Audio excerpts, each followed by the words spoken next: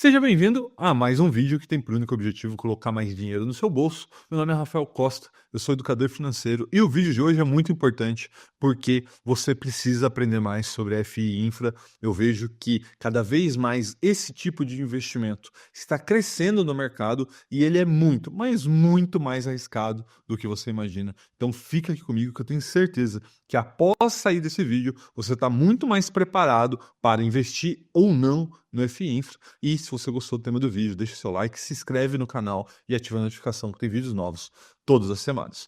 Começando aqui, vamos entender o que é um FI Infra. Tá? A primeira coisa é que um FI Infra nada mais é do que um fundo que investe em projetos de infraestrutura. E, para isso, ele ganha uma isenção de imposto de renda para as pessoas físicas, tanto nos rendimentos, ou seja, aqueles valores que você recebe mensalmente, tanto no ganho de capital, né? Então, diferente dos fundos imobiliários que você comprar por 10, você comprou um fundo imobiliário por 100 e vendeu ele por 110, teve R$10 de ganho de capital, você tem que pagar 20% de imposto de renda. Isso não acontece no FI Infra. Se você comprar ele por 100 e vender ele por 110, esses R$10 de ganho de capital também é isento de imposto de renda, né? O que torna para alguns um FI Infra muito mais atrativo do que os fundos imobiliários. Então, isso não é exatamente verdade. Para isso, você tem que entender aqui uma coisa.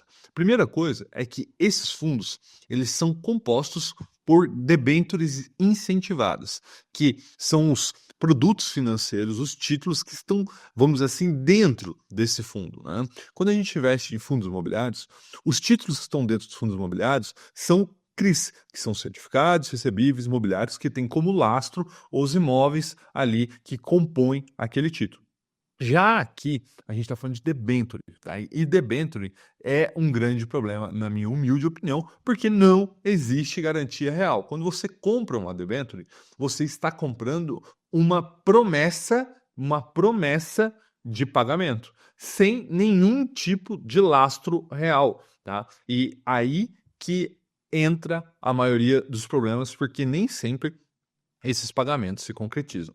Dá uma olhada que aqui a gente tem várias manchetes de várias reportagens mostrando grandes empresas não pagando suas debêntures. Aqui a gente está falando de Americanas, de Oi e de Light, aí nos últimos anos deixaram de pagar aí bilhões, com B, bilhões de debêntures. Embaixo ali a gente tem a ameaça de calote de concessionária e alerta para risco das debêntures, né? Isso aqui foi uma debênture do consórcio Rodovias do Tietê, né? Então muita gente fala assim, eu he visto aqui nessas debêntures incentivadas de infraestrutura, porque por ser concessão pública, ela vai receber o dinheiro e com certeza ela vai pagar suas dívidas. E isso nem sempre é verdade, como a gente está vendo aqui, o consórcio Rodovias do Tietê era obviamente uma concessão pública e não pagou suas dívidas, se endividou demais, enfiou o pé pelas mãos, acabou não honrando seus compromissos. E aqui outra grande empresa, enfim, a Vibra, que não pagou uma debênture. Então, veja que quando você está investindo uma debênture, você tem, obviamente, o risco de calote, e aqui é importante lembrar, quando você investe num CRI, você também tem o risco de calote. A diferença é o que acontece depois que esse calote acontece. Porque quando a gente está falando de um CRI, existe uma execução de garantia. Então, vamos lá, você tem a sua casa, você financiou, pagou algumas parcelas e deixou de pagar. O que o banco vai fazer? Vai leiloar a sua casa e com o valor do leilão vai pegar o dinheiro para, pelo menos, diminuir o seu prejuízo, diminuir o seu rombo. Se fosse uma debênture, ele não teria a garantia e não teria como diminuir esse rombo. Tá? Então, para mim, a debênture tem esse grande problema, o problema de não ter garantia real. E isso não é por si só um problema. Afinal de contas, quando a gente está correndo mais risco, a gente espera-se que haja um maior retorno. E esse, para mim, agora sim é o grande problema do FI Infra. Como vocês vão ver daqui a pouquinho, eu vou mostrar para vocês que o retorno dado por um FI Infra é muito parecido com um FI de papel. E, mais do que isso, quando a gente fala aqui de investimento, existe um tripé que você sempre tem que prestar atenção, que é risco, retorno e liquidez. Quando a gente compara, por exemplo, fundos imobiliários e FI Infra, vamos dizer que a liquidez é a mesma, né? Você pode entrar ali no B3 e negociar. Então vamos tirar esse fator da nossa equação. A gente só fica com risco-retorno. Como a gente viu aqui que o risco é totalmente diferente, né? No FI de papel eu tenho aqui um CRI que existe um lastro imobiliário e no FI Infra eu tenho uma debênture que não tem lastro, nenhum tipo de lastro, nem imobiliário, nem apenas a expectativa de pagamento, né? O fato daquela empresa ser uma boa pagadora ou não é o que faz com que aquele título seja pago ou não, como eu disse aqui, tá? Então, a gente tem uma diferença de risco aqui nesse tripé. Então, o que se espera? Se eu tenho mais risco no FI Infra, eu teria que ter mais retorno. E aí, se eu tivesse mais risco, mais retorno, haveria um balanceamento das coisas. Só que é o que não acontece. Como eu já disse, eu vou mostrar para vocês agora, você tem no FI Infra o mesmo nível de retorno em FIs de papel e um nível de risco muito maior. Então veja aqui, eu trouxe o relatório gerencial do CDI 11, que é um FI Infra, então composto por debêntures de dezembro de 2024, e aqui eu já quero fazer um disclaimer, tá? Não tenho nada contra as gestoras, os fundos que eu estou citando aqui, mas são informações que eu acredito que seja relevante para você, investidor, tomar uma boa decisão de investimento. Então veja que o próprio gestor, em seu relatório gerencial, fala que aquele que tiver um CDI 11, que é, novamente, um FI Infra com debênture, tem a expectativa de retorno de CDI mais 0,9, o que ele chama aqui de carrego da carteira. Quando a gente olha um outro aqui, FI Infra, como o KNDI 11, que também é debênture, que é também um FI Infra, veja que ele diz para você que a taxa de carrego é CDI mais 3, está aqui num boxzinho aí, nessa cor salmão, enfim, sei lá que cor é essa.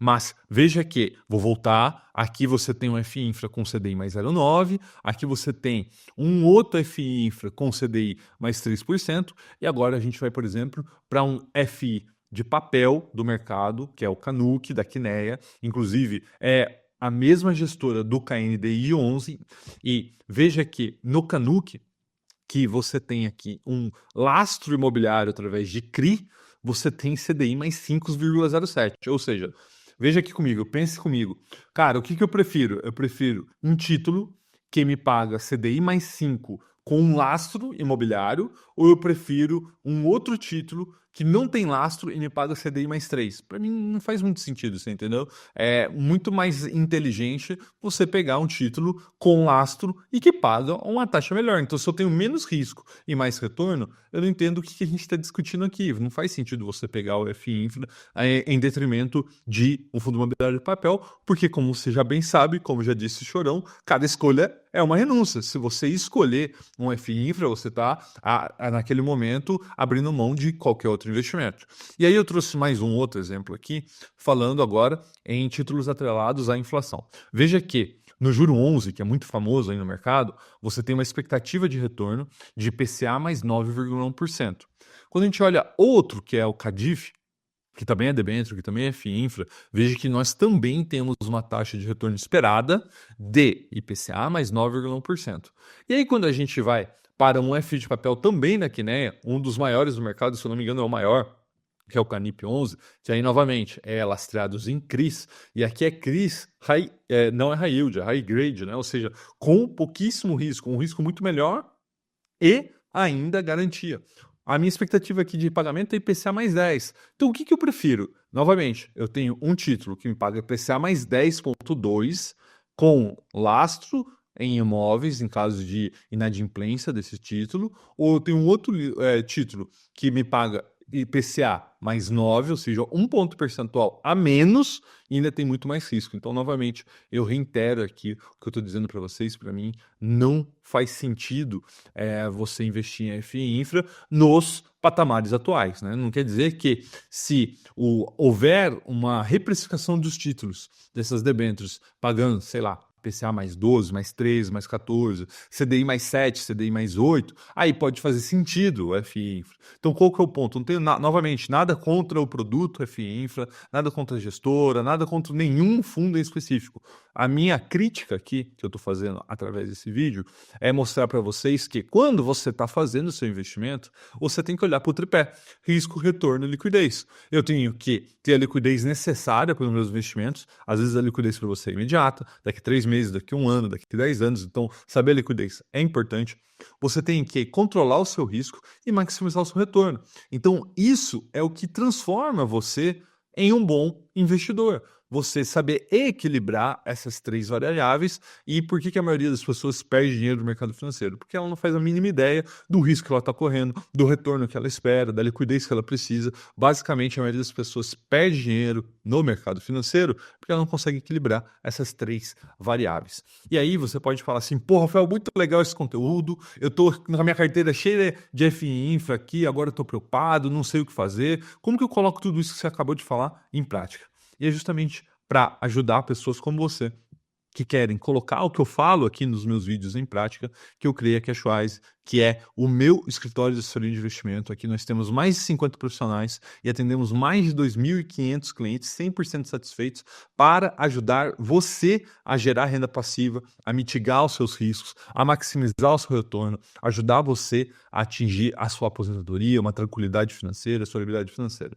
Então, se você quer que um dos membros da minha equipe, um dos meus assessores, olhe a sua carteira, ou caso você não tenha carteira de investimento ou queira começar uma, basta você escanear esse QR Code que está na tela ou ir no link que está aqui na descrição, que você vai chegar no site da Cashwise, você vai poder deixar ali os seus dados e nós vamos entrar em contato com você para agendar uma reunião gratuita, sem compromisso, onde a gente vai te ajudar a colocar em prática tudo que a gente fala aqui e vai fazer uma análise gratuita da sua carteira para que a gente possa te ajudar a ser um investidor melhor e te ajudar a atingir os seus objetivos, tá bom? Espero que vocês tenham gostado desse vídeo. Não esqueça de avaliar aqui na plataforma, deixar o seu like, se inscrever no canal, deixar aqui também os seus comentários. E caso você ainda não tenha ativado a notificação, ative a notificação. Tem vídeos novos todas as semanas. E não esquece de compartilhar esse vídeo com aquele seu amigo que adora FI Infra. Talvez ele não saiba o risco que ele está correndo e esse vídeo pode ajudá-lo, tá bom? Eu te vejo no próximo vídeo. Um forte abraço e até a próxima.